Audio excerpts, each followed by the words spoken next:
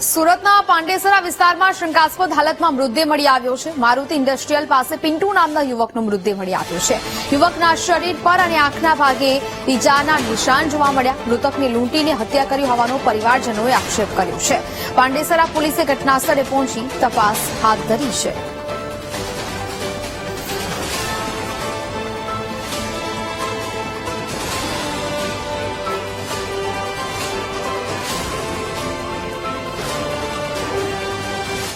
वो पानी का टैंकर का गाड़ी में जाते थे काम करने।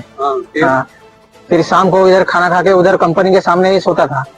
क्योंकि उसका पगार हुआ था परसों पगार हुआ था, कल थोड़ा किया हुआ था। ठीक है, कंपनी से उधर आ रहा था 11 बजे के बाद। बात भी हुआ था कि थोड़ा खाली पेट दर्द कर रहा है। उसके बाद 12 बजे के बाद उधर रास्ते बाहर लाश मिला। मेरा मांग है कि उसको कोई भी आदमी हो खींच के मारा गया है, उसका पैसा सब लूटा गया है। इसका पेट का निशान पूरा घिसा के चोट लगा है, आंख में पूरा मारा है मुंह पे। पुलिस ने बोला कि कुछ मर्डर नहीं है, कुछ नहीं, ऐसा बोल रहे हैं। तो पुलिसे हाल तो घटनास्थळे पહોંચીને વધુ તપાસ હાથ ધરી છે। શંકાસ્પદ હાલતમાં આ મૃતદેહ મળી આવ્યો હતો।